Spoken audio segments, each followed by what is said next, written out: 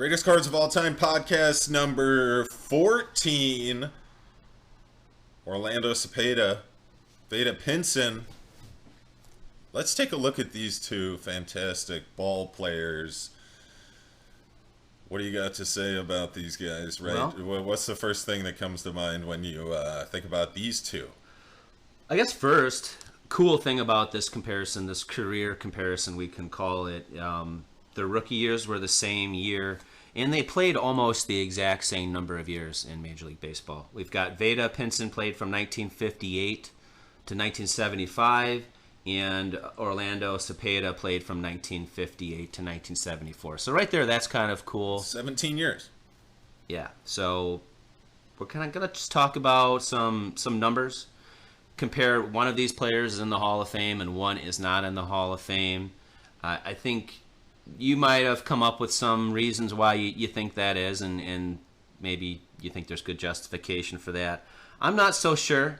I guess what I'll say right now, obviously, Cepeda's in the Hall of Fame and Vada Pinson's in the Cincinnati Reds Hall of Fame, but not in Major League Baseball Hall of Fame.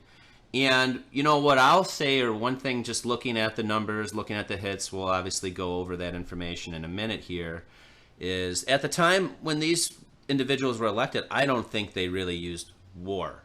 You know, the WAR, I think, does a better job of adding up the total value, defense, offense, and maybe takes into consideration some of the things that you don't normally think of when you think of a Hall of Fame player. So I guess that's one thing that I'm thinking of when I'm looking at these two and looking at these numbers. What's something that jumps out at you?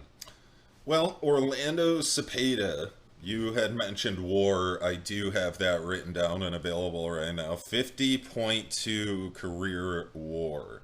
So, speaking of WAR, what does that look like in comparison, just the two of them? If that is going to be your overall one of your favorite statistics. Cepeda's got, players with. I saw 50.1 from Baseball Reference, and I don't know, whatever, 0.1 difference is not a big deal. And then somewhere in there, yeah. Vada Pinson, I have 54.2. So basically four WAR higher for the career, which is, you know, that's something that's noticeable. Yeah, absolutely.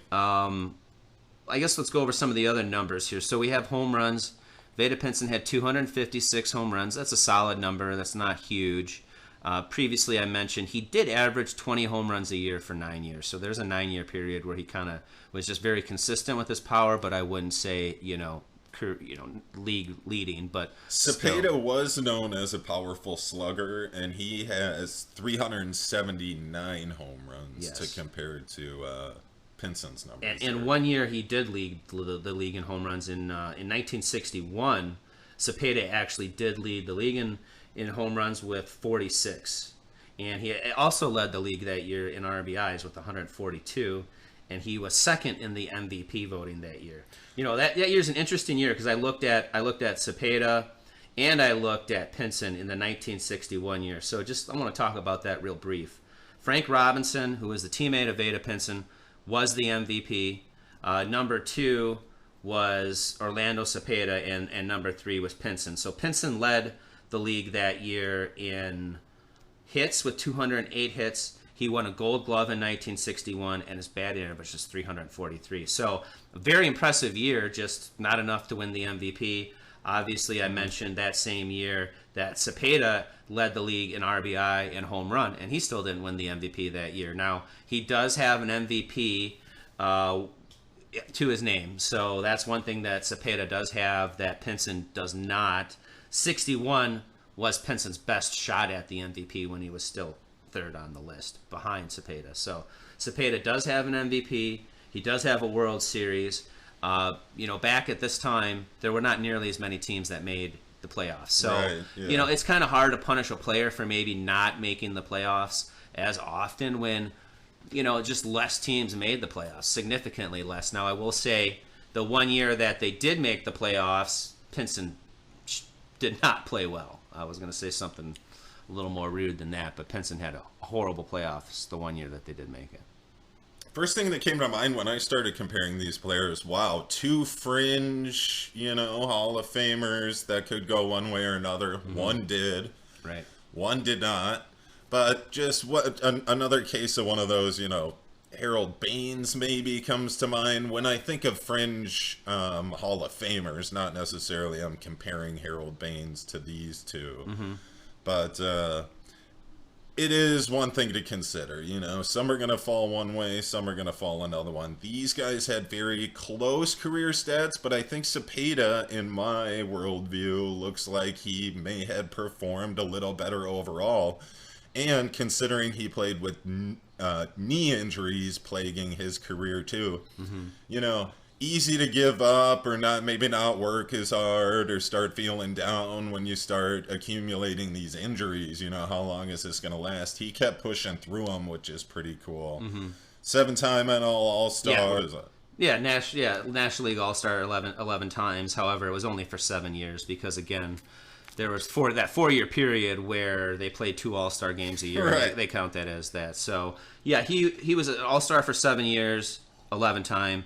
Pinson was an All-Star, a 4-time All-Star, but it was only covered 2 years. So, obviously, he didn't have as much recognition as far as the All-Stars go, as far as MVP goes. I mean, he had several years where he received MVP votes, being Pinson. However, again, the closest he was third. Some of the things that I'll say, Pinson, at one point, he had the most hits out of anybody that was not in the Hall of Fame. So he has a lot of hits. He's got 2,757, not quite the magical 3,000 number, but still quite a few, and actually quite a few more than Cepeda. Cepeda had 2,351 hits versus the 2,757 for Pinson. So that's a significant nod for Pinson there. And then the other thing that is actually rather significant difference is the stolen bases. You know, he's got 305 stolen bases versus 142, so he has more than double the stolen bases than him. You know, I mentioned this before. At one point, he led the league in triples twice, he led the league in doubles twice, and he led the league in hits twice. And I think that's, you know, the doubles and the triples go to show how fast he was. And that was, so he had power, he had speed. He only had 1 Gold Glove, but I believe, you know, there might have been justification for more than one. He was a very good defender. Cepeda was a left fielder and a first baseman, as opposed to Pinson just being an outfielder. Cepeda, consistent hitter, 312 coming out as a rookie, and 297 to end his career. So kind of wire to wire, borderline 300 hitter, borderline Hall of Famer. Did get the nod. Unfortunately, Pinson did not and has not. But even the batting average are not all that different. There were years early on where, you know, Pinson, they were thinking he might actually hit 400 and be able to hit 400 in a season, because he was like mid 300s. I want to say back to that 1961, he batted 343. So, you know, that's a pretty damn good batting average. I do believe towards the end of his career, he didn't quite have as much as, you know, a good performance batting. I think his years with Cincinnati is where he was actually a little bit better, but still finished his career at 286, Cepeda at 297, so not that much different. I think you're right. You're always going to be able to make an argument that there's a player that's better than this individual that's not in, or a player that's worse that is in. So being that fringe Hall of Famer, it's hard to say, you know, they made a major mistake by not including Pinson. And Cepeda did get in the 1999 induction, and nicknamed the Baby Bull because he was a powerful slugger. Overall, had a stellar career. Both of these guys did.